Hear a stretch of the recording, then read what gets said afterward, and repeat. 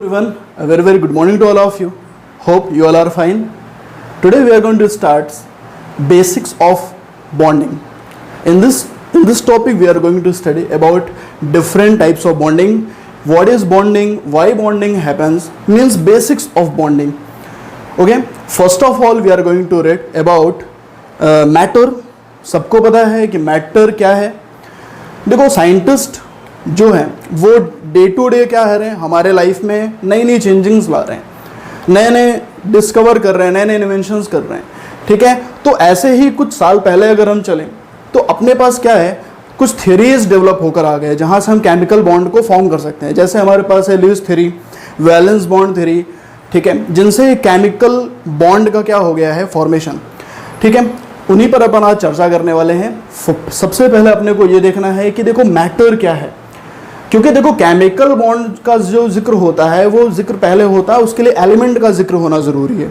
तो देखो matter element कैसा है, जो भी मैटर है वो सब के सब क्या है, एलिमेंट भी क्या है, एक मैटर है. आ रहा समझ में आपको. तो देखो first of all what is matter.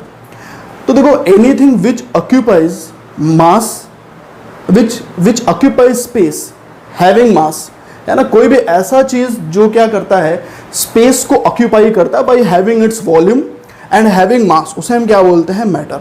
अब देखो मैटर के डिफरेंट टाइप्स होते हैं, सॉलिड, लिक्विड, गैस, है ना, प्लाज्मा, बोस, आइंस्टाइन, कंडेंसेट. ठीक है, काफ़ी आप लोगों ने अर्लियर क्लास में पढ़ा है, हम उनमें नहीं जाने वाले हैं. हमें तो क्या करना है, यहाँ पर बेसिक्स ऑफ केमिकल बॉन्ड पढ़ना है. ठीक है, तो देखो मैटर जो है, जितने भी एलिमेंट्स हैं हमारे पास वो सब के सब मैटर से बने हुए हैं, यानी सब के सब वो मैटर हैं. ओके, क्लियर ना, सब के सब मैटर हैं. हमारे हाथ में एक मार्कर है, ये भी एक क्या है, मैटर का कॉम्बिनेशन है, क्योंकि ये क्या है, सॉलिड है, ये भी एक मैटर है.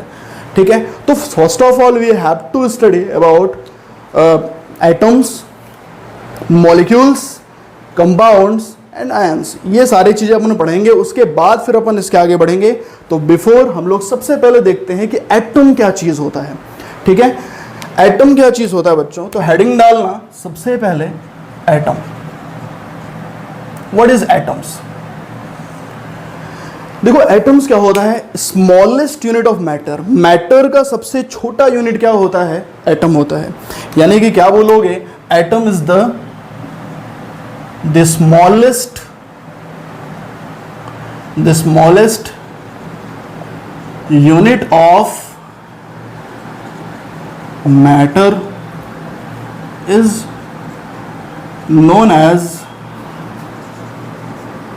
atom. उसी को हम क्या बोलते हैं, एटम बोलते हैं. एटम मैटर का सबसे छोटा पार्टिकल है, वो इतना छोटा है कि उससे छोटा कोई चीज़ है ही नहीं. ठीक है, एक्सपेरिमेंटली तो नहीं, बट कहा यह जाता है उसकी जो साइज होती है वो 100 पिकोमीटर के आसपास होती है. समझ में आ रहा है, बहुत छोटी सी. ठीक है, कोई भी एक्सपेरिमेंटली ऐसा नहीं कहा गया है, बट मान लिया गया है इतना छोटा वो हो सकता है. एटम्स क्या है, समझ में आ गया. अब जरा समझिए, ये एक एटम है, ये दूसरा एटम है. जब ये दोनों एक दूसरे के पास आएंगे तो फिर क्या होगा, उनके बीच में बॉन्डिंग. जैसे एक क्लोरीन दूसरे क्लोरीन के पास आएगा तो फिर क्या बन जाएगा, क्लोरीन 2, दैट इज Cl2. यानी कि Cl2 कैसे बॉन्ड हुआ है वो अपन बाद में बात करेंगे, लेकिन Cl2 क्या है, एक मॉलिक्यूल है. क्या है, एक मॉलिक्यूल है. तो अब एटम के बाद अगला जो नाम आता है वो नाम आता है मॉलिक्यूल का. तो बताइए व्हाट इज मॉलिक्यूल. तो देखो मॉलिक्यूल क्या होता है, मॉलिक्यूल क्या होता है, द combination of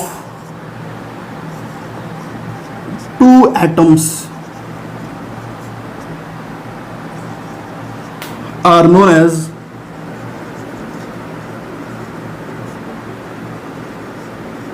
molecule.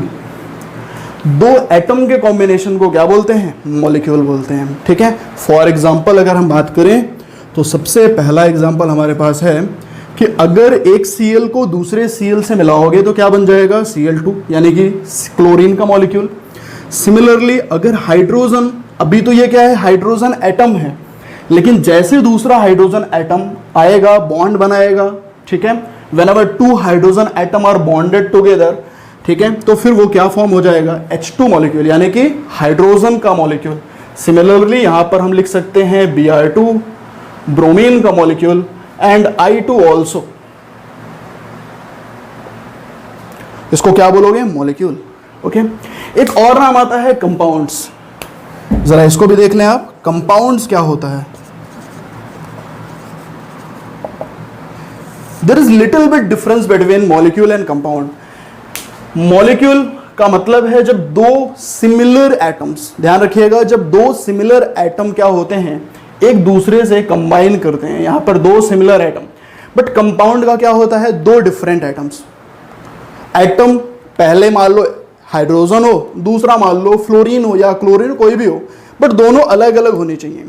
दो सिमिलर एटम्स या फिर मॉलिक्यूल भी हो सकता है, यानी कि the atoms, the similar to different atoms or molecule whenever combined then we form a compound। यानी कि क्या लिखोगे definition? Combination of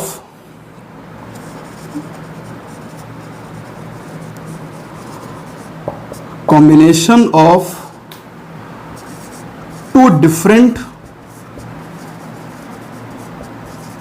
atoms, combination of two different atoms or molecules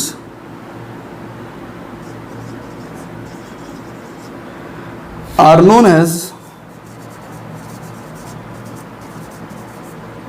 compounds।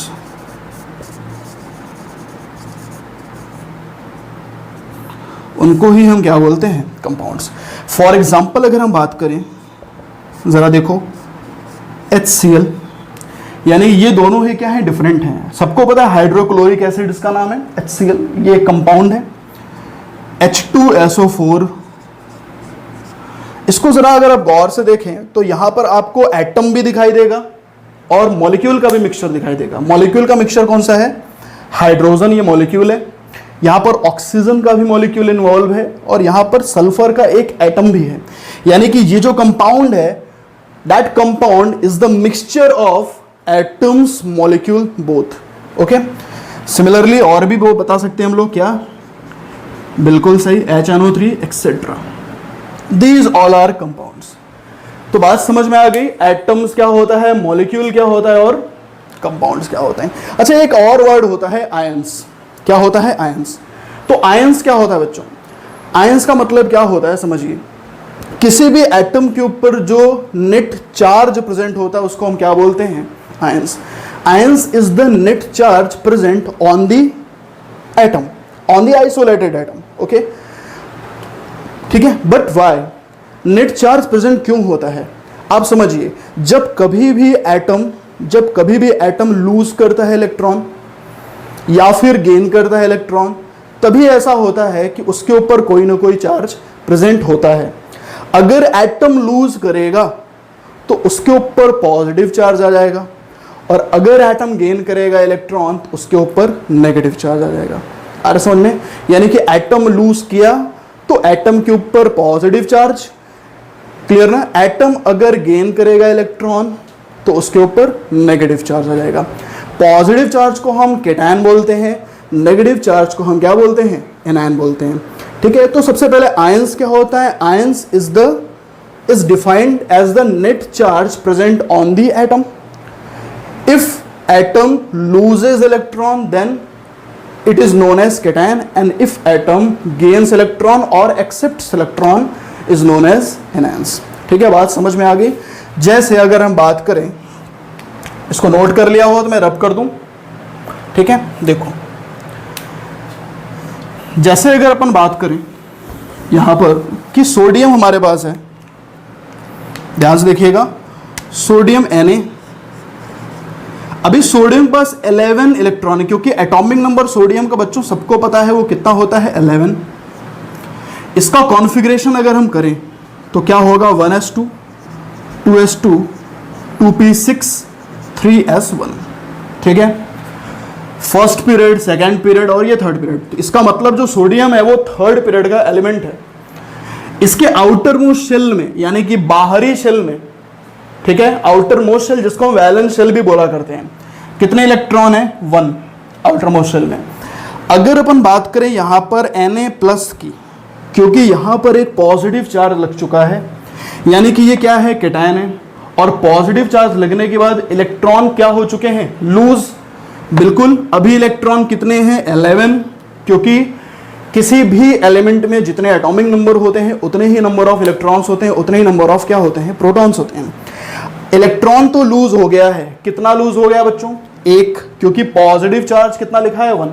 अगर यहाँ +2 लिखा होता, इसका मतलब 2 इलेक्ट्रॉन क्या हो चुके हैं, लूज हो चुके हैं। तो अभी कितने इलेक्ट्रॉन लूज हुए हैं, सिंगल इलेक्ट्रॉन लूज हुए हैं। तो बताओ यहाँ पर इलेक्ट्रॉन बचेंगे कितने। तो यहाँ पर लिखूं अगर मैं नंबर ऑफ इलेक्ट्रॉन्स, तो क्या बोलोगे, 10। नंबर ऑफ प्रोटॉन्स बता दो जरा। प्रोटॉन की संख्या तो चेंज नहीं हुई है, प्रोटॉन तो अभी भी कितना है, 11 ही है। समझ में आ रहा है, प्रोटॉन तो अभी भी 11 है, बट इलेक्ट्रॉन जरूर कम हो गया है। 11 था, अभी कितना हो गया है, 10 हो गया है। क्यों, क्योंकि यहाँ पर कैटायन जनरेट हो गया है। उसी तरह से अगर हम बात कर रहे हैं क्लोरीन की, क्लोरीन का Z होता है 17, क्या होता है, 17। जैसे ही क्लोरीन माइनस आ जाएगा तो 17 से क्या हो जाएगा, 18, क्योंकि सिंगल नेगेटिव चार्ज का मतलब क्या होता है, इलेक्ट्रॉन का बढ़ना, इलेक्ट्रॉन का गेन होना। तो फर्स्ट यहाँ पर अब नंबर ऑफ इलेक्ट्रॉन्स कितने हो जाएंगे, ये सब आपको मैं बेसिक जानकारी दे रहा हूँ, बाकी ये सब फंडामेंटल से ये आपको पता होना चाहिए। ये सब आपको मैंने बेसिक जानकारियाँ अभी दी है, ठीक है। तो इस तरह से क्या होता है, आयंस काम करते हैं, ठीक है। जहाँ लूज अगर इलेक्ट्रॉन होगा तो उसको हम कैटायन बोलेंगे, और इलेक्ट्रॉन गेन होगा तो उसे हम एनायन बोलेंगे। तो ये रही हमारी कहानी एटम्स, मॉलिक्यूल, कंपाउंड और आयंस की।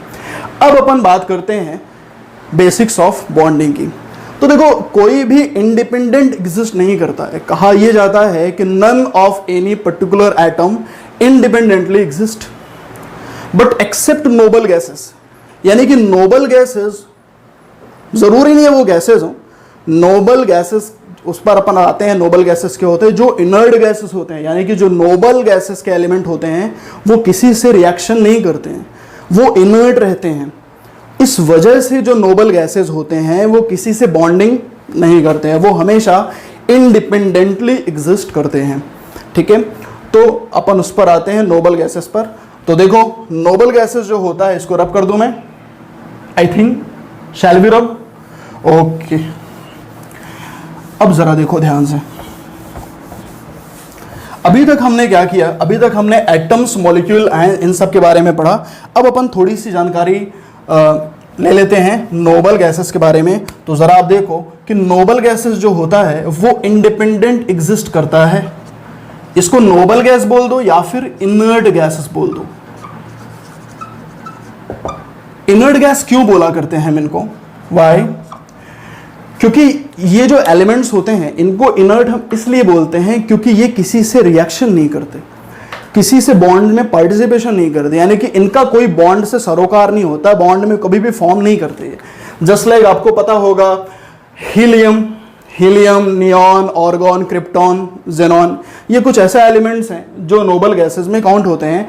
नोबल गैसेस को पीरियोडिक टेबल में रखा गया है 18th ग्रुप में। कहां पर रखा गया है, 18th ग्रुप में, यानी कि पीरियोडिक टेबल में ये 18th ग्रुप में बच्चों आपको मिलेंगे। 18th ग्रुप में होने की वजह से इनके जो वैलेंस इलेक्ट्रॉन, यानी कि जो आउटर मोस्ट शेल में जो इलेक्ट्रॉन्स होते हैं वो कितने होते हैं, 8। कितने होते हैं, 8। लिविस थ्योरी अभी हम आगे पढ़ेंगे, उनके अनुसार, अकॉर्डिंग टू लिविस थ्योरी, इनके ऑक्टेट क्या होते हैं, already completed. According to Lewis theory, according to Lewis theory अभी हम आगे पढ़ेंगे, उनके अकॉर्डिंग जो होते हैं 18 ग्रुप के जो एलिमेंट्स होते हैं उनके ऑक्टेट पहले से कंप्लीट होते हैं। समझ आ रहा है, इस वजह से ये किसी के साथ बॉन्डिंग नहीं करते हैं। दूसरी बात, इनके जो ऑर्बिटल्स होते हैं, ऑर्बिटल सबको पता है, एटॉमिक स्ट्रक्चर में आप लोगों ने पढ़ रखा है, जो ऑर्बिटल्स होते हैं वो पूरे के पूरे फुल्ली फिल्ड होते हैं। क्या होते हैं वो, पूरी के पूरे फुल्ली फिल्ड होते हैं, ठीक। तो क्या ऑर्बिटल पूरी तरह से फिल होगा तो किसी के साथ बॉन्डिंग नहीं करेगा, ठीक है, बिल्कुल समझिए इस बात को। ऑर्बिटल का फुल्ली फिल्ड होना ये नहीं बताता है कि अगर ऑर्बिटल पूरी तरह से भरे हुए हैं तो किसी के साथ बॉन्डिंग नहीं करेंगे।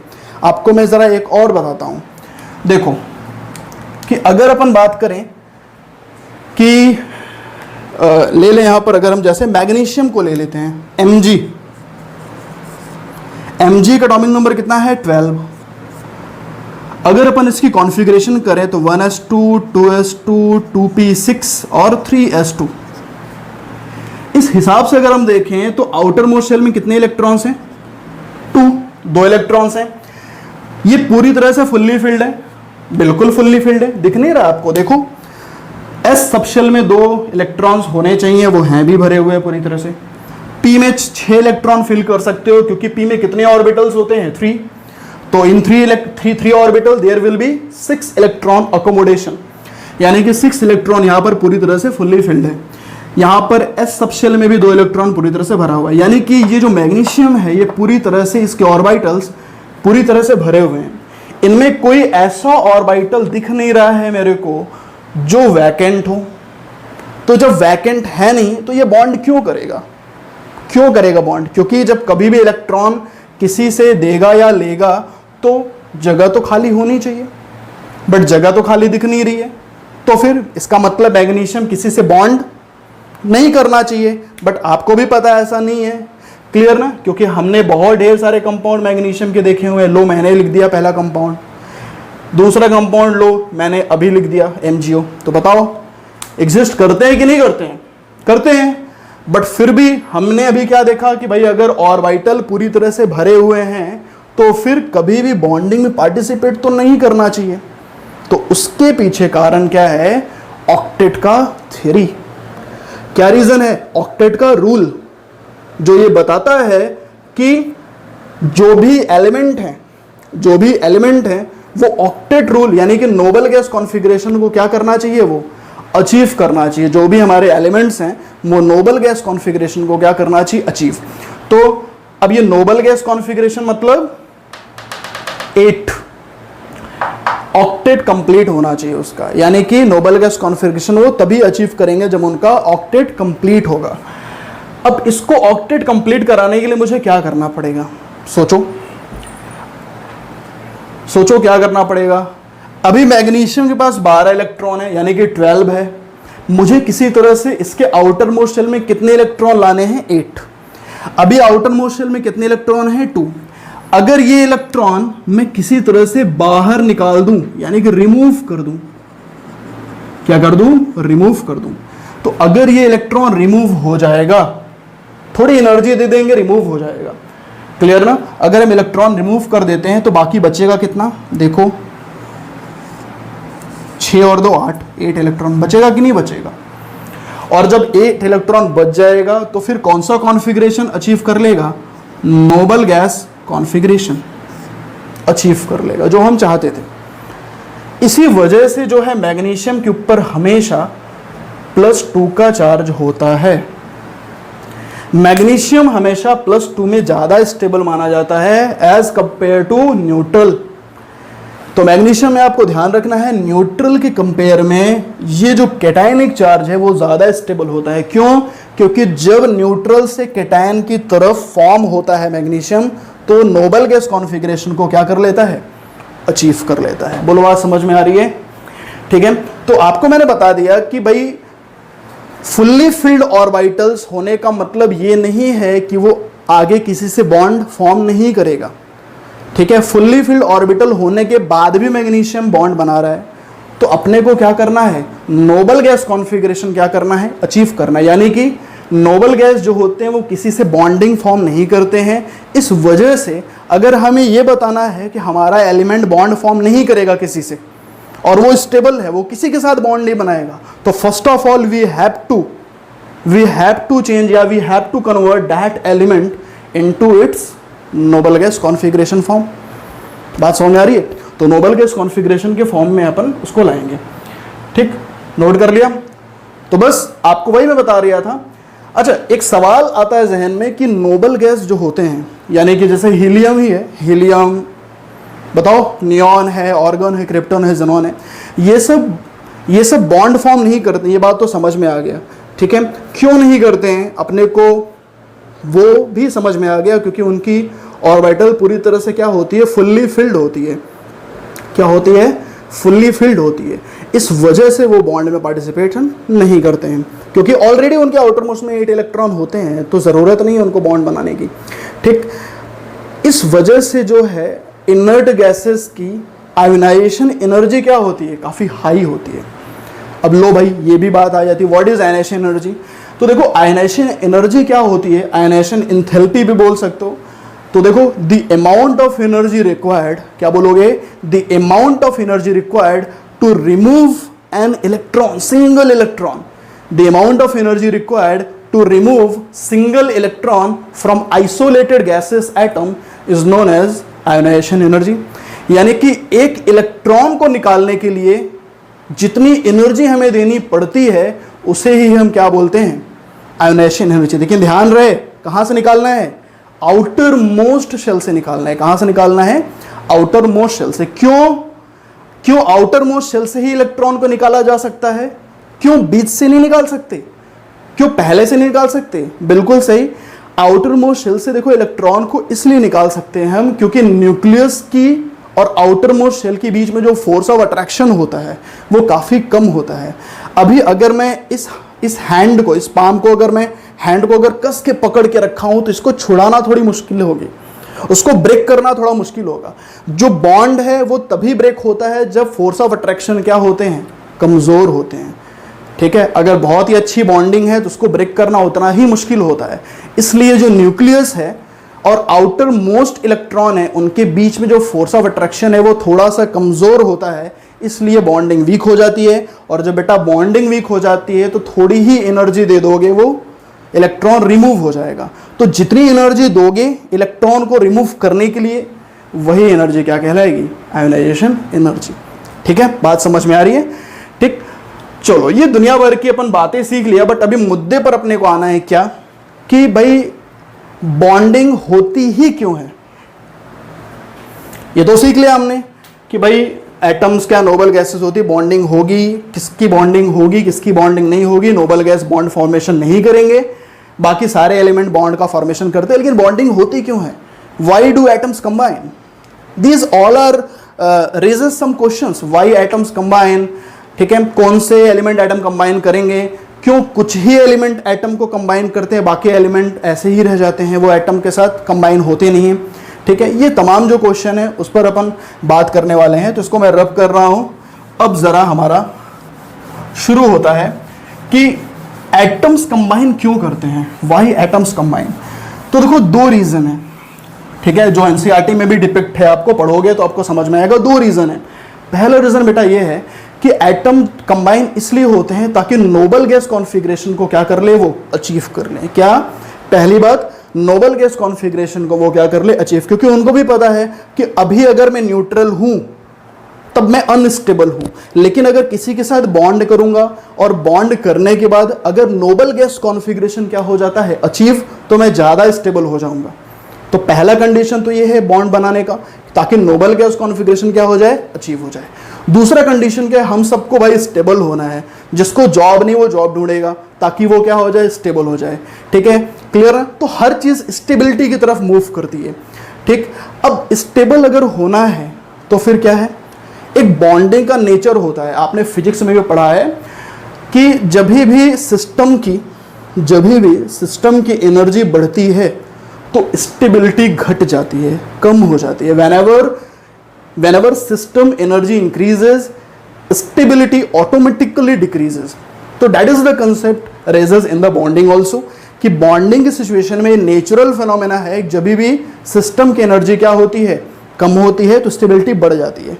तो होता क्या है, जब भी बॉन्ड बनता है तो एनर्जी जो होती है सिस्टम की वो कम हो जाती है। क्या हो जाती है, डिक्रीज।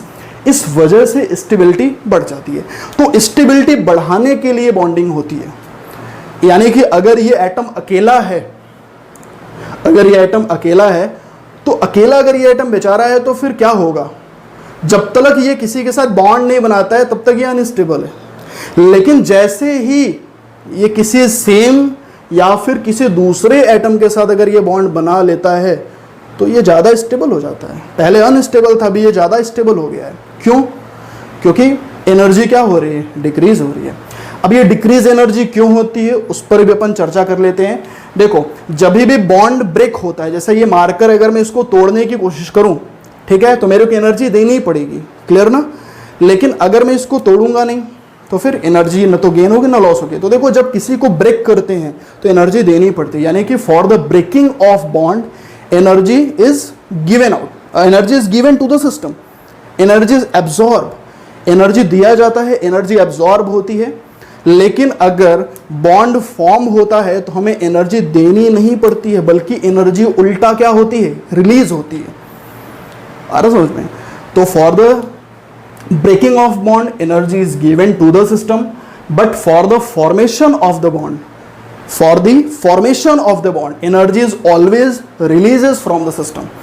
तो एनर्जी रिलीज होती है, और जब भी एनर्जी रिलीज होती है बॉन्ड बनाने के चक्कर में, हमेशा ध्यान रखना जो डेल्टा एच थर्मोडायनेमिकली अपन बात कर रहे हैं, थोड़ा आपके एक्स्ट्रा इंफॉर्मेशन के लिए मैं बता दे रहा हूं, जो डेल्टा एच की वैल्यू है वो नेगेटिव होती है, और ये प्रोसेस एक्सोथर्मिक होती है। क्या होती है, एक्सोथर्मिक, जहां से सिस्टम से एनर्जी निकलती है, हीट रिलीज होती है, ठीक है।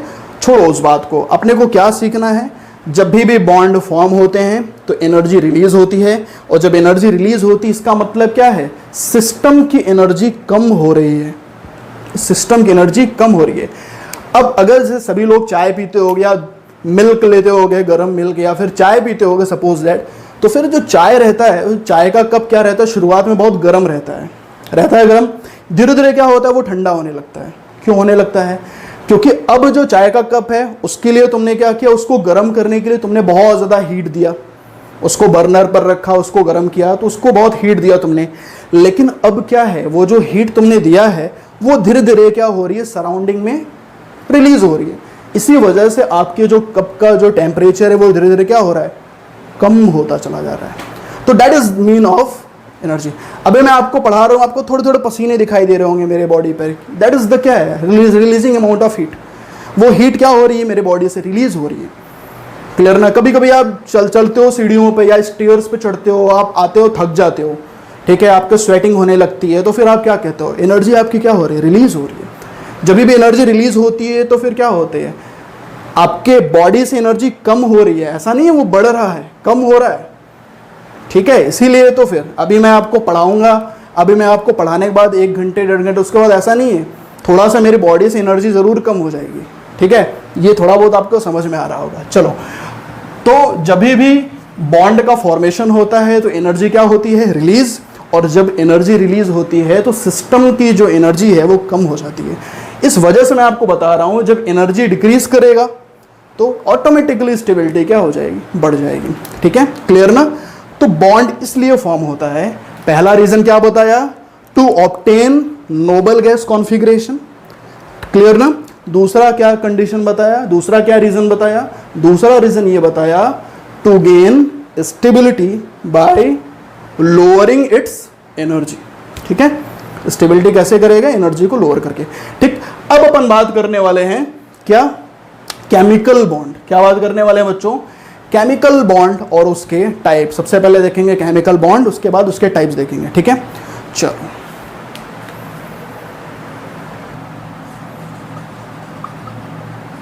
केमिकल बॉन्डिंग, थोड़ा सा लाइट चल रहा है ये पेन, बट कोई नहीं, मैं बोलता जा रहा हूं।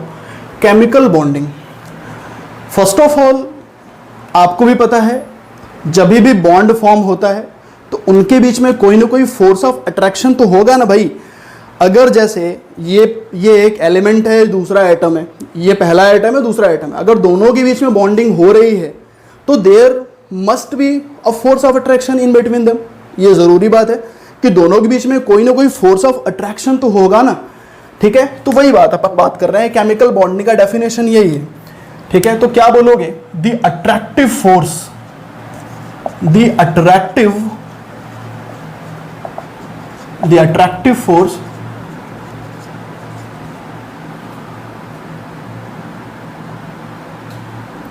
In between, the attractive force ऐसे लिखो, which binds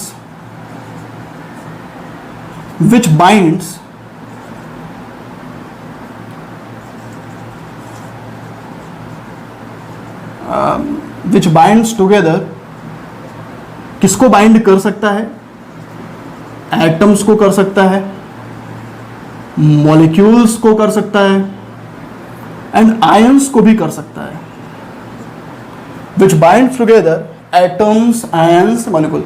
एक अट्रैक्टिव फोर्स जो एटम्स को या फिर आयंस को या फिर मॉलिक्यूल्स को आपस में बांध कर रखता है या फिर बाइंड करके रखता है, उसे ही हम क्या बोलते हैं? Chemically bond. ठीक है, बट केमिकल नाम आया इसलिए क्या है? बाइंड टुगेदर बाय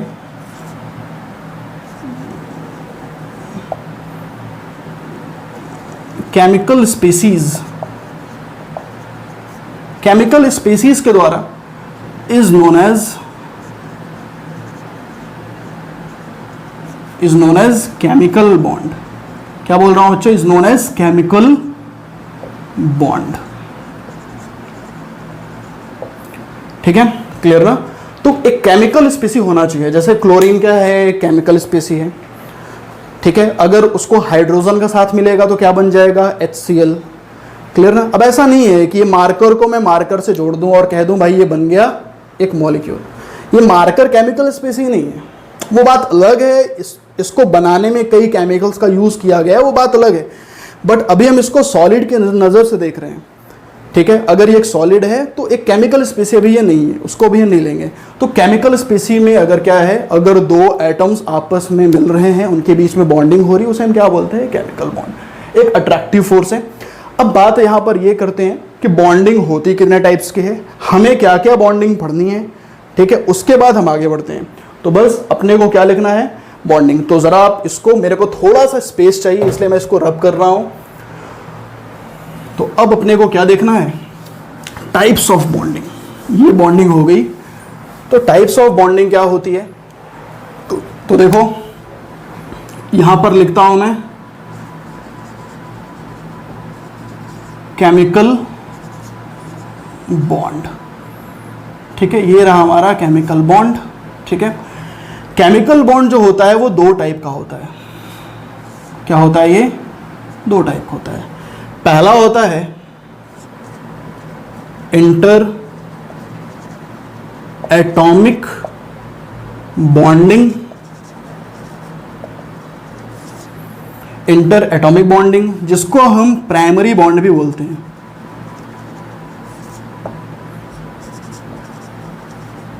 क्या बोलते हैं? प्राइमरी बॉन्ड भी बोलते हैं। Second one is inter molecular bonding. इनको हम सेकेंडरी बॉन्ड भी बोला करते हैं।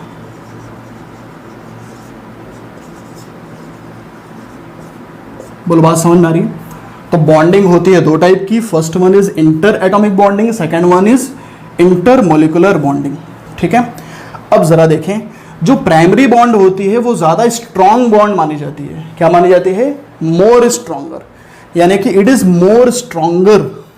ठीक है, तो ज्यादा स्ट्रॉन्ग होती है, यानी कि यहां लिख देता हूं मैं मोर स्ट्रॉन्गर बॉन्ड। और इसकी बॉन्ड एनर्जी होती है जो बच्चों, वो ग्रेटर देन,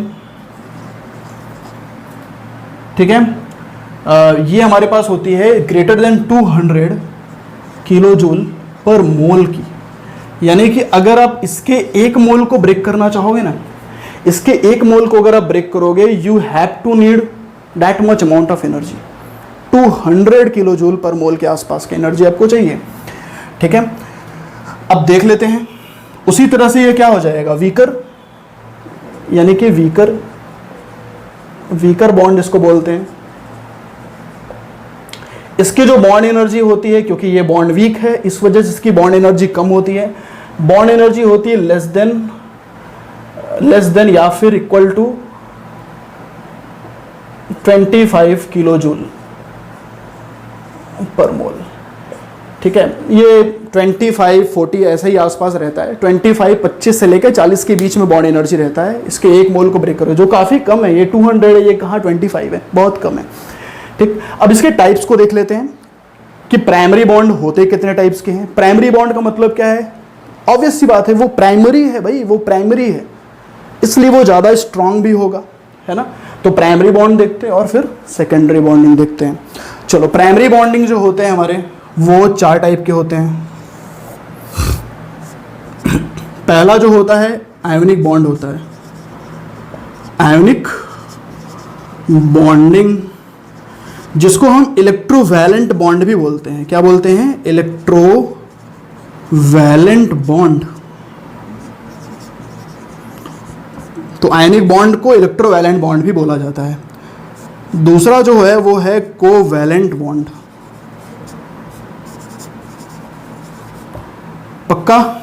चलिए, जो तीसरी टाइप की प्राइमरी बॉन्डिंग है वो है coordinate bond. Coordinate bond, basically coordinate bond is the modified version of covalent bond. Coordinate bond जो है वो एक मॉडिफाइड वर्जन है कोवैलेंट बॉन्ड का, ठीक है। थोड़ा सा लिटिल बिट डिफरेंट है, वो अभी हम देखेंगे आगे आने वाले सेशंस में। नेक्स्ट है मेटेलिक बॉन्डिंग, ये बहुत इंपॉर्टेंट है, मेटेलिक बॉन्डिंग, ठीक है। देख लीजिए आप ज़रा ध्यान से, ये कुछ हमारे प्राइमरी बॉन्ड है। नेक्स्ट हम आते हैं कहाँ पर? इंटरमॉलिक्यूलर बॉन्डिंग में, ठीक है। नेम सजेस्ट कर रहा है, इंटर एटॉमिक का मतलब क्या है? 2 एटम्स के बीच में बॉन्ड होगा। इंटर एटॉमिक पहले पढ़ा होगा ना, होता था एक स्कूल में कंपटीशन, इंटर स्कूल कंपटीशन, नाम सुना है? इंटर स्कूल कंपटीशन में क्या होता था कि एक स्कूल का दूसरे स्कूल के साथ क्या कंपटीशन, इंटर स्कूल। उसी तरह से क्या है यहां पर, क्या लिखा है? इंटर एटॉमिक बॉन्डिंग, यानी कि एक एटम का दूसरे एटम के साथ बॉन्डिंग, ठीक। यहां पर क्या लिखा है? Intermolecular bonding. इसका मतलब क्या है? हाँ, इसका मतलब है 2 मॉलिक्यूल्स के बीच में क्या बॉन्डिंग। तो ये होता है हमारे 2 टाइप के, हमें 2 टाइप हमारे होते ही हैं। पहला जो होता है वो वंडरवॉल फोर्स ऑफ अट्रैक्शन होता है। फर्स्ट टाइप जो होता है बच्चों वो होता है, लिखो, वैंडरवॉल्स फोर्स ऑफ अट्रैक्शन। ये फोर्स ऑफ अट्रैक्शन है। इसके 5 टाइप होते हैं, वो मैं नहीं लिख रहा हूं, इसके भी 5 टाइप होते हैं। नेक्स्ट है hydrogen bonding, most important. NEET point of view से अगर मैं बात करूं तो बहुत ज़्यादा इंपॉर्टेंट है हाइड्रोजन बॉन्डिंग, नीट और जेईई में दोनों, ठीक है। अच्छा, ये हाइड्रोजन बॉन्डिंग जो है वो 2 टाइप के पढ़ने हैं अपने को। पहला जो टाइप होता है उसको बोलते हैं इंटरमॉलिक्यूलर H बॉन्ड। क्या बोलते हैं? Intermolecular H bond.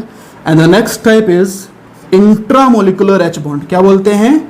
Intramolecular H bond,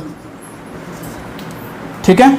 intermolecular और इंट्रामॉलिक्यूलर, बस इतने टाइप होते हैं केमिकल बॉन्ड के। देख रहे हो आप कितने टाइप हो गए? 2 टाइप पहले यहां, इन सब के सब टाइप हो गए, ये सब देख लो। अगर हम बात करें कि वैंडरवॉल और हाइड्रोजन बॉन्डिंग में ज़्यादा अच्छा बॉन्ड कौन सा है, ज़्यादा स्ट्रॉन्गर बॉन्ड कौन सा है, तो अपने को समझ में लेना चाहिए कि hydrogen bond is more stronger bond than van der Waals force of attraction. Therefore we can say in bonding van der Waals force of attraction is the most weakest type of bond, यानी कि वैंडरवॉल फोर्स ऑफ अट्रैक्शन बहुत ही weak bond होता है, ठीक है। Note करिए, फिर अपन आगे बढ़ते हैं अपने कुछ थ्योरी की तरफ से, ठीक है। इसके बाद देखो बच्चों क्या है, लेटर ऑन 1916 में क्या हुआ, कोजेल और लुइस नाम के साइंटिस्ट थे। क्या थे? कोजेल और लुइस। उन्होंने अपने को एक थ्योरी दिया जिसका नाम है इलेक्ट्रॉनिक थ्योरी। क्या नाम है बच्चों? Electronic theory. वो जो इलेक्ट्रॉनिक थ्योरी है जिसको हम ऑक्टेट रूल भी बोला करते हैं, ऑक्टेट थ्योरी भी बोला करते हैं, उस थ्योरी में क्या हुआ, सबसे पहले कोई साइंटिस्ट आया और अपने को एक लॉजिकल रीजन दिया, एक लॉजिकल एक्सप्लेनेशन दिया बॉन्डिंग का। किसका? बॉन्डिंग का। उसके पहले बॉन्डिंग की कोई बात नहीं करता था। सबसे पहले 1916 में कोजेल और लुइस ने क्या किया, बॉन्डिंग के एक लॉजिकल फैक्ट लाकर रख दिए कि बॉन्डिंग भाई इस तरह से होती है। उन्होंने अपना एक क्या दिया, ऑक्टेट थ्योरी दिया। क्या दिया है? अपना एक ऑक्टेट थ्योरी। बाकायदा उन्होंने डॉट्स डॉट के हिसाब से बॉन्डिंग को उन्होंने स्ट्रक्चराइज्ड मैनर में उन्होंने क्या किया, एक स्ट्रक्चर्ड मैनर में उन्होंने डिफाइन किया। तो अपन उसी के बारे में बात करने वाले हैं कि किस तरह से लेविस थ्योरी काम करता है। ठीक है, इसको आप नोट करें, फिर अपन इसके आगे बात करते हैं। चलिए, नोट कर लिया? ओके। अब देखो, इसके आगे अब हम बात करने वाले हैं कॉजल और लेविस का थ्योरी। देखो, according to Kossel Lewis theory क्या है, बता देता हूं आपको मैं। अकॉर्डिंग टू लेविस थ्योरी, क्योंकि कॉजल लेविस तो सब अलग अलग साइंटिस्ट है, लेकिन इसको लेविस थ्योरी कहा जाता है। अकॉर्डिंग टू लेविस थ्योरी या फिर electronic theory, it is said that if any bond is form there will be by two methods.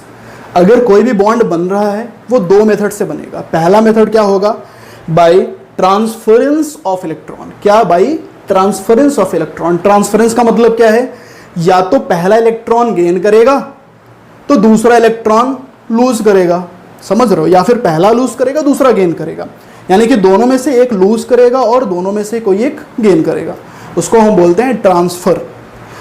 ठीक है, तो ट्रांसफरेंस ऑफ इलेक्ट्रॉन या फिर शेयरिंग ऑफ इलेक्ट्रॉन, यानी कि bond is formed by transference of electron और शेयरिंग ऑफ इलेक्ट्रॉन। ठीक है, तो लेविस थ्योरी का जो पहला डेफिनेशन था अकॉर्डिंग टू लेविस थ्योरी, तो मैं यहां पर लिख देता हूं कि causal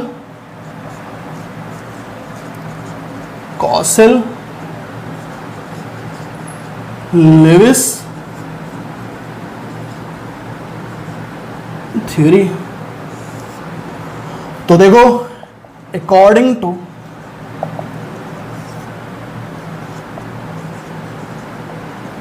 this theory,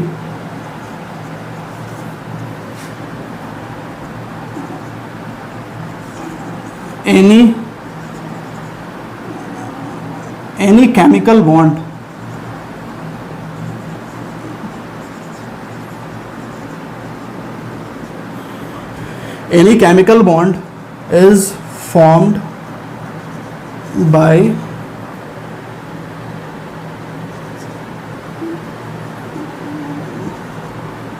two methods। पहला क्या है, पहला by transference of electron, by transference of electron. Transference of electron का मतलब क्या है, either one atom is losing and other, पहला लूज करेगा एटम तो दूसरा वाला क्या करेगा, इज गेनिंग, या वाइस वर्सा, दोनों में से कोई ऐसा भी कर सकता है, एंड और वाइस वर्सा। इसका मतलब क्या है कि पहला गेन भी कर सकता है, दूसरा लूज भी कर सकता है। ठीक है, इसका मतलब ये है कोई एक लूज करेगा, दूसरा क्या करेगा, गेन करेगा। या दूसरा जो तरीका है उन्होंने क्या बोला, बाय शेयरिंग, ये बढ़िया तरीका है, sharing of electrons from one atom to another atom. एक एटम से दूसरे एटम की तरफ क्या है, शेयरिंग। मेरे पास 4 इलेक्ट्रॉन है, कितने हैं, 4, लेकिन होने कहाँ चाहिए, वैलेंस इलेक्ट्रॉन। ये भी एक अच्छा मुद्दा है। ठीक है, मेरे पास 4 इलेक्ट्रॉन्स हैं, कहाँ पर हैं, वैलेंस इलेक्ट्रॉन में, मतलब आउटर मोस्ट शेल में। यानी कि आउटर मोस्ट शेल में जितने इलेक्ट्रॉन्स होते हैं उन्हें ही हम क्या बोलते हैं, वैलेंस इलेक्ट्रॉन बोलते हैं। मेरे पास 4 वैलेंस इलेक्ट्रॉन्स हैं। आउट ऑफ 4 वैलेंस इलेक्ट्रॉन, ठीक है, मैं क्या चाहता हूँ कि भाई मैं 2 इलेक्ट्रॉन सामने वाले एटम को देना चाहता हूँ। कोई बात नहीं, दे दूँ। ठीक है, तो वो क्या करेगा, दोनों इलेक्ट्रॉन को ले लेगा। ठीक है, ऐसा नहीं है ले लेगा बहुत आसानी से, उस पर भी बातें हैं। किस कंडीशन में इलेक्ट्रॉन एक्सेप्ट करेगा, किस कंडीशन में इलेक्ट्रॉन देगा, वो आगे की बात है। बट अभी अपन थियरी पढ़ रहे हैं तो उस पर अपने को यही याद रखना है कि अगर मेरे पास 4 इलेक्ट्रॉन है, वैलेंस इलेक्ट्रॉन मेरे पास कितने हैं 4, उसमें से मैं 2 इलेक्ट्रॉन अगर देना चाहता हूं, अगर 2 इलेक्ट्रॉन किसी ने क्या कर लिया, सामने वाले एटम ने एक्सेप्ट कर लिया, तो बताओ क्या हुआ, मैंने 2 इलेक्ट्रॉन क्या कर दिए, ट्रांसफर कर दिए, उसने 2 इलेक्ट्रॉन क्या कर लिया, एक्सेप्ट कर लिया। ठीक, पहली बात।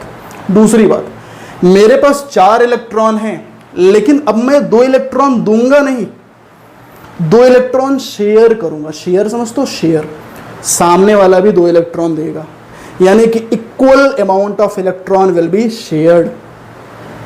मेरे 2 इलेक्ट्रॉन, सामने वाले एटम के 2 इलेक्ट्रॉन, दोनों मिलेंगे और फिर क्या फॉर्म होगा, एक बॉन्डिंग फॉर्म होगा। That is known as sharing of electron. ध्यान रखिएगा, इक्वल नंबर ऑफ शेयरिंग, ऐसा नहीं है कि मैं 2 इलेक्ट्रॉन दे रहा हूं, सामने वाला 3 इलेक्ट्रॉन दे रहा है। ठीक है, क्लियर। और सबसे ज्यादा इंपॉर्टेंट बात, ये दोनों ही मेथड करने के बाद ध्यान रहे,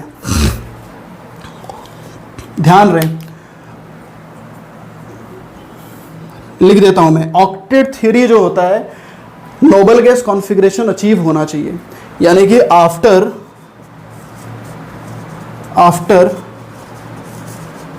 performing above given two methods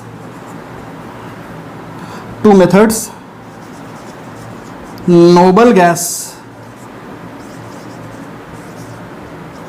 configuration of all atoms must be, all atoms must be, ध्यान रखिएगा must be वर्ड है, must be achieved। ये बात बहुत गौर करने वाली बात है कि इन दोनों मेथड से आपने बॉन्डिंग तो कर ली है, लेकिन इन दोनों मेथड से जब आप बॉन्डिंग करते हो, इन दोनों में से कोई एक मेथड से, ठीक है, वो तो बात करेंगे उस एलिमेंट के बारे में, वो एलिमेंट कैसा है, वो कोवेलेंट बॉन्ड बनाएगा या आयनिक बनाएगा, वो बात की बात है। बट इन दोनों के करने के बाद ये बात ध्यान रखना है कि नोबल गैस कॉन्फ़िगरेशन क्या होना चाहिए, अचीव होना चाहिए बच्चों। क्या? नोबल गैस कॉन्फ़िगरेशन सभी एटम के क्या होना चाहिए, must be achieved. Nobel gas configuration अभी, ठीक है, आई जस्ट टोल्ड यू कि 8 इलेक्ट्रॉन्स पर नोबल गैस कॉन्फ़िगरेशन क्या होता है, अचीव होता है, यानी कि noble gas configuration will be achieved after 8 electron. ठीक, क्लियर ना? तो इसी को हम क्या बोलते हैं, ऑक्टेट रोल। क्लियर ना? ऑल्सो नोन एज, क्या लिख देता हूं मैं, also known as octet rule. इसी को हम ऑक्टेट रोल बोला करते हैं कि हर इंडिविजुअल एटम का अपना नोबल गैस कॉन्फ़िगरेशन क्या हो जाए, अचीव हो जाए, यानी कि वो अपने ऑक्टेट की तरफ बढ़ जाएं, ऑक्टेट को कंप्लीट कर लें। यही ऑक्टेट रूल का कहना है, यही इलेक्ट्रॉनिक थ्योरी का कहना है। समझ में आ रहा है? ठीक है, तो ऑक्टेट रूल कब बढ़ेंगे, आपको भी पता है, जब 8 इलेक्ट्रॉन्स क्या हो जाएंगे, कंप्लीट हो जाएंगे पर्टिकुलर एटम्स के। ओके, तो ये रहा हमारे लेविस थ्योरी। अब मैं आपको बताता हूं इसके बाद क्या हुआ। देखो 1919 में, अभी ये बात कब हुई, 1916 में। आफ्टर दैट 1919 लैंगम्यूर नाम का एक साइंटिस्ट थे। क्या नाम था? लैंगम्यूर। आप देखना बुक में, लैंगम्यूर नाम के एक साइंटिस्ट थे। उन्होंने क्या हुआ, अपना अलग सा थ्योरी दिया। उन्होंने क्या बोला कि भाई अगर शेयरिंग से इलेक्ट्रॉन, बहुत ध्यान सुनिएगा, अगर बॉन्डिंग शेयरिंग से होगा, इलेक्ट्रॉन्स के शेयरिंग से होगा, उस टाइप के बॉन्डिंग को हम क्या बोलेंगे, कोवेलेंट बॉन्ड। क्या बोलेंगे? कोवेलेंट बॉन्डिंग बोलेंगे। और अगर बॉन्डिंग इलेक्ट्रॉन के ट्रांसफरेंस से होगा, किससे होगा, इलेक्ट्रॉन के ट्रांसफरेंस से होगा, तो उसको हम क्या बोलेंगे, आयोनिक बॉन्ड बोलेंगे। क्या बोलेंगे? Ionic bond. यानी कि whenever bond is formed by sharing of electron is known as covalent bond, and whenever bond is formed by transference of electron is known as ionic bond. ठीक है, clear ना? तो इसको लैंगम्यूर ने बोला। तो बस अभी आपको क्लियर हो गया कि कोवेलेंट बॉन्ड कब बनेगा, कोवेलेंट बॉन्ड कब बनेगा, आयोनिक बॉन्ड कब बनेगा। ठीक है, तो चलो अब अपन बात कर लेते हैं कि बॉन्डिंग बन कैसे रही है, ठीक है। अभी हम कोवेलेंट बॉन्ड की चर्चा करेंगे, फिर बाद में आयोनिक बॉन्ड की चर्चा कर लेंगे, ठीक है। फिर आपको मैं बताता हूं जल्दी से कि लिविस थ्री काम कैसे करता है, उसका डॉट स्ट्रक्चर कैसे काम करता है। लिविस थ्री ने अपने कुछ सिंबल्स दिए थे, क्या दिए थे, सिंबल्स, जिसको हम क्या बोलते हैं, डॉट स्ट्रक्चर बोला करते हैं। उनका डॉट स्ट्रक्चर किस तरह से बॉन्डिंग में काम आता है, उसके बाद हम बात करेंगे उसके कुछ लिमिटेशंस की, क्लियर ना, यानी कि ड्रॉबैक्स की, ठीक है। चलो इसको रब करें। चलो अभी हम बात करते हैं how Lewis three works, Lewis three काम कैसे करता है।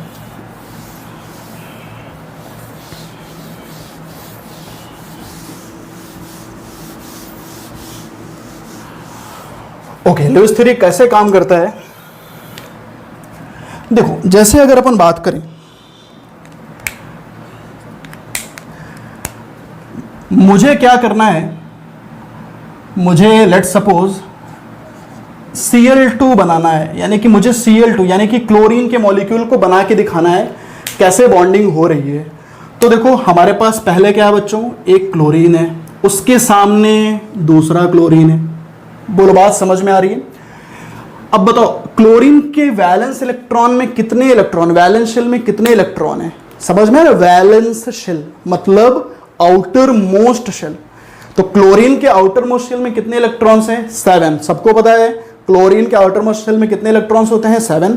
तो क्लोरीन के आउटर मोस्ट में अगर 7 इलेक्ट्रॉन है तो 7 को डॉट से बनाया गया है। देखो 1 2 3 4 5 6 और ये 7, ये डॉट स्ट्रक्चर्स हैं। सिमिलरली यहां पर भी डॉट है 7, यहां पर भी 7 डॉट्स हैं। अब जरा ध्यान से समझिए, ये डॉट बन गए।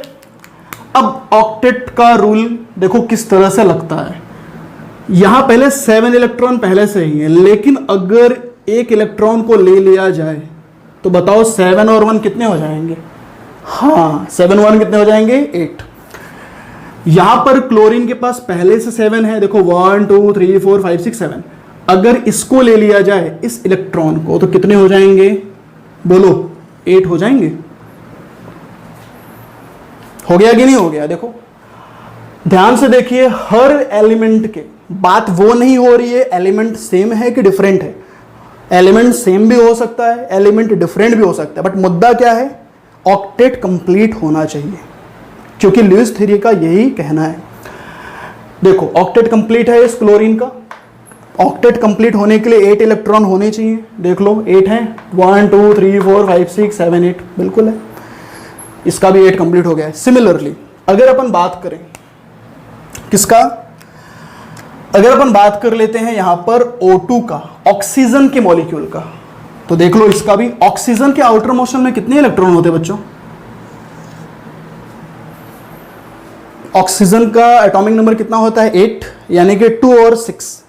तो आउटर मोस्ट शेल में कितने इलेक्ट्रॉन हो गए 6। तो बताओ यानी कि वैलेंस इलेक्ट्रॉन कितने होते हैं ऑक्सीजन में 6, 1 2 3 4, ठीक है, और ये 5 और ये 6 हो गया। उसी तरह से इस ऑक्सीजन के पास भी कितने इलेक्ट्रॉन होंगे, 6 2 3 4 5 6 हो गया। अब देखो 6 तो पहले से ही है, अगर 2 ले लूं मैं तो कितने हो जाएंगे 8, ऑक्टेट कंप्लीट। इस ऑक्सीजन का तो ऑक्टेट कंप्लीट हो गया है। अब इधर आ जाओ, इधर 6 पहले से हैं इस ऑक्सीजन के पास, अगर मैं 2 इलेक्ट्रॉन ले लेता हूं तो इस ऑक्सीजन का भी ऑक्टेट क्या हो जाता है, कंप्लीट। तो दोनों ही ऑक्सीजन के देखो ऑक्टेट कंप्लीट हो चुके हैं। अरे बोलो, जो भी डाउट्स हैं कमेंट सेक्शन में पिन आउट करो। If you have any doubts please comment it, I will give you answer ना, ठीक है। चलो अगला अगर एग्जाम्पल हम देखें बच्चों, तो अगला एग्जाम्पल मेरे जहन में आता है नाइट्रोजन का। नाइट्रोजन देख लीजिए, ये रहा पहला नाइट्रोजन का एटम और ये रहा दूसरे नाइट्रोजन का एटम। जल्दी से बताओ नाइट्रोजन के आउटर मोस्ट शेल में कितने इलेक्ट्रॉन्स होते हैं, 5। कितने होते हैं 5। तो बस 5 इलेक्ट्रॉन, 1 2 और ये 3, ये 4 और ये 5 हो गया 5। इधर भी वही कारनामा होगा, 3 और ये 4 और ये 5। ये जो डॉट्स दिख रहा है आपको ना, ये बार बार डॉट्स में बना रहा हूं, ठीक है। ये सभी जो डॉट्स हैं ये लिविस के सिंबल्स हैं। क्या है, लिविस सिंबल रिप्रेजेंटेशंस हैं, ठीक है। इसको ही हम बोलते हैं लिविस डॉट स्ट्रक्चर। क्या बोलते हैं, लुईस डॉट स्ट्रक्चर। ठीक, अब जरा देखो, ऑक्टेट कंप्लीट करना है कि नहीं करना है? करना है, तभी तो बॉन्डिंग होगी अकॉर्डिंग टू लुईस। ठीक, ऑक्टेट रूल तो यही कहता है। तो बताओ ऑक्टेट कंप्लीट करने के लिए कितने इलेक्ट्रॉन होने चाहिए कंप्लीट हर एक एटम का? 8। तो 5 तो पहले से नाइट्रोजन के पास हैं। अगर नाइट्रोजन किसी तरह से ये 3 ले लेता है तो 5 3 क्या हो जाएगा? 8। इसका कंप्लीट हो गया, ऑक्टेट हो गया। अगर नाइट्रोजन किसी तरह से ये ले लेता है इलेक्ट्रॉन, तो इसका भी क्या हो जाएगा? ऑक्टेट कंप्लीट हो जाएगा। तो इस तरह से देखो ऑक्टेट कंप्लीट हो गया। बहुत इंपॉर्टेंट चीज अब यहां से सामने आती है, क्या? यहां पर 2 डॉट है, इस वजह से हम इसको ऐसे भी लिख सकते हैं। यहां पर 4 डॉट है, इसको हम ऐसे भी लिख सकते हैं। यहां पर 3 3 6 डॉट है, तो 6 डॉट है तो फिर 3 डंडी। 3 डंडी, इसका मतलब क्या है? देखो, इसका मतलब है ट्रिपल कोवेलेंट बॉन्ड। क्या बोल रहा हूं मैं? इसका मतलब triple covalent bond. Covalent bond क्यों बोला मैंने? क्योंकि देखो इक्वल इलेक्ट्रॉन की शेयरिंग हो रही है, कोई किसी को दे नहीं रहा है। यहाँ पे, यहाँ पर क्या हो रहा है भाई? मैं भी इतना लगा रहा हूं, तुम भी इतना लगाओ और दोनों बॉन्ड बनाते हैं। कुछ ऐसा ही खेल चल रहा है। यानी कि इसने अपने 3 इलेक्ट्रॉन दिए हैं, इस नाइट्रोजन ने भी अपने 3 इलेक्ट्रॉन शेयर किए हैं, तब जाकर दोनों में क्या बना है? बॉन्ड। शेयर हो रहा है, देखो शेयरिंग हो रहा है। यहां पर भी देखो 2 2 इलेक्ट्रॉन की शेयरिंग हो रहा है। 2 इसके लिए गए, 2 इसके लिए गए, एक इसका लिया गया, एक इसका लिया गया। तो इन तीनों एग्जाम्पल में क्या हो रहा है? शेयरिंग हो रहा है। तो जब सिंगल इलेक्ट्रॉन की शेयरिंग होती है तो फिर सिंगल कोवेलेंट बॉन्ड बनता है। क्या बनता है बच्चों? Single bond. और जब 2 इलेक्ट्रॉन हो जाता है, देखो 2 2 इलेक्ट्रॉन की शेयरिंग है, तो फिर क्या बोलोगे? Double bond. क्या बोलोगे? Double bond. ये सब पढ़ा है आपने। देखो कुछ इलेक्ट्रॉन ऐसे भी हैं जो बॉन्ड में पार्टिसिपेट नहीं किए हैं, जो बॉन्ड बनाने में काम नहीं आया है उनका, यानी कि बॉन्ड बनाने में उनका काम नहीं आया है। ऐसे कितने इलेक्ट्रॉन है? काउंट करो। देखो बॉन्ड बनाने में तो क्लोरीन के पास 7 इलेक्ट्रॉन थे, लेकिन उन 7 इलेक्ट्रॉन में सिर्फ 1 इलेक्ट्रॉन का ही काम आया है। बाकी 6 इलेक्ट्रॉन तो ऐसे ही वेस्ट हैं, उनका कोई काम नहीं है बॉन्डिंग में। देख ही रहे हो आप, 1 ही इलेक्ट्रॉन का तो काम है। तो जिसका काम नहीं रहता है उसको हम क्या बोलते हैं? Lone pairs. क्या बोलते हैं? Lone pair. यानी कि द इलेक्ट्रॉन पेयर्स, लिख लीजिए, the electron pairs which does not participate in the bond formation, which does not participate in the bond formation is known as lone pairs. उसको क्या बोलते हैं? Lone pairs. तो बता सकते हो इस क्लोरीन के पास कितने लोन पेयर हैं? पेयर की बात कर रहे हैं, पेयर। ये पहला पेयर, 2 को पेयर बोलोगे ना, एक फर्स्ट पेयर, ये है दूसरा पेयर, ये है क्या? तीसरा पेयर। यानी कि इस क्लोरीन के पास कितने लोन पेयर हैं? 3। दिख रहा है? उसी तरह से इसके पास भी 3 लोन पेयर हैं। इस ऑक्सीजन के पास कितने लोन पेयर हैं? क्योंकि इस ऑक्सीजन के पास वैलेंस इलेक्ट्रॉन में 6 इलेक्ट्रॉन थे वैलेंस शेल में, उन 6 में से 2 इलेक्ट्रॉन तो क्या कर चुका है? बॉन्ड में पार्टिसिपेट कर चुका है। तो बचे कितने इलेक्ट्रॉन? 4। तो पेयर कितने हुए? 2। तो इस ऑक्सीजन के पास कितने लोन पेयर हैं? 2 लोन पेयर हैं। एक ये रहा और एक ये रहा। सॉरी, ये नाइट्रोजन है, यहां ऑक्सीजन में बना दिया। यहां नाइट्रोजन कर लो। इसके पास कितने बचे? इसके पास सिर्फ 1 पेयर बचा। इसको मैं ऐसे कर देता हूं। लोन पेयर को बनाने का ये सिंबल है। इस तरह से लोन पेयर को बनाया जाता है। ठीक है, अब जरा देख लो, सबके ऑक्टेट कंप्लीट हैं। देखो इस ऑक्सीजन के आसपास 8 इलेक्ट्रॉन होंगे। देखो मेरे साथ काउंट कर लो, 1 2 3 4, 4 4 8। इसको देख लो, 1 2 3 4, 4 हो गए यहाँ पे, 5 6 7 8। इसको देख लीजिए आप, 1 2 3 4 5 6, 6 to 8, सबके ऑक्टेट कंप्लीट हैं। तो इस तरह से क्या होती है? बॉन्डिंग होती है। लेकिन ये बात है किसकी? लिविस थ्योरी का। लेकिन कुछ ऐसे बॉन्ड भी बने हैं बच्चों, कुछ ऐसे बॉन्ड भी बने हैं, आप इसको लिख लीजिए। कुछ ऐसे बॉन्ड भी हैं जो लिविस थ्योरी को फॉर्म नहीं करते, लिविस थ्योरी को वायलेट करते हैं। यानी कि लिविस थ्योरी को वायलेट करते हैं, यानी कि वो ड्रॉबैक्स हैं, failure of the Lewis theory, वो अपन बात करने वाले हैं। ठीक है,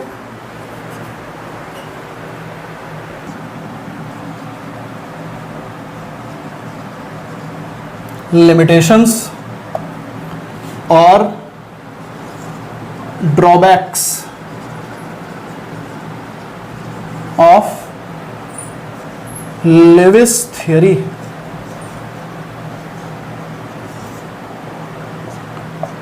कुछ लिमिटेशंस भी हैं, ड्रॉबैक्स भी हैं लेविस थ्योरी का, वो हम जानने की कोशिश करेंगे।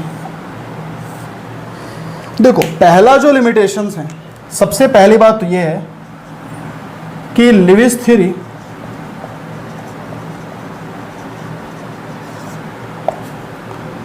ओनली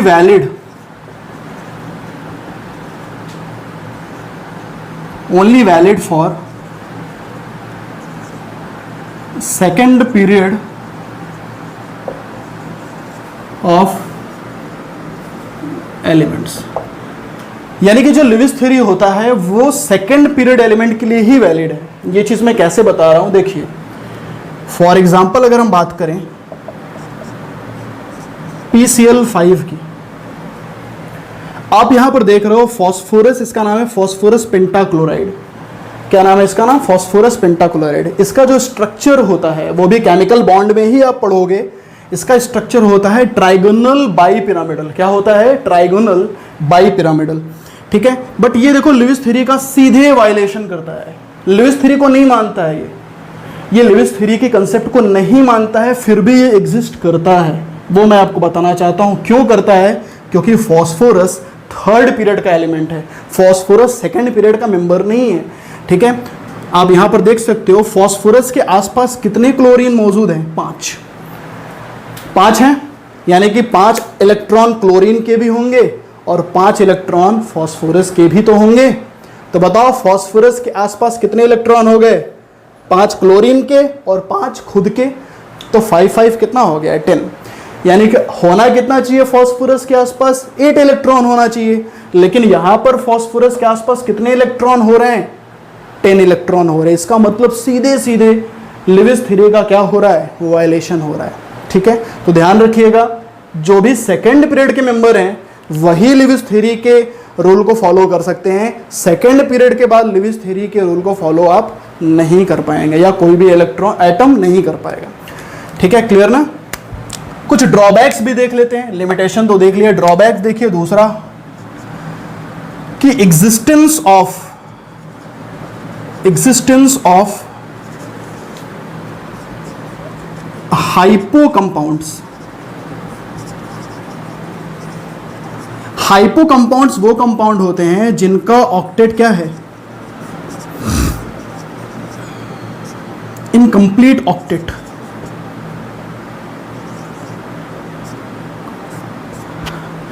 हाइपो कंपाउंड वो कंपाउंड्स होते हैं जिनका ऑक्टेट क्या होता है? इनकम्प्लीट होता है। जैसे एग्जांपल में अगर हम बात करें BCl3, BBr3, BF3 एक्सेट्रा। आप जरा देखें BCl3 को, ये रहा बोरॉन, ये रहा क्लोरीन, Cl और ये Cl।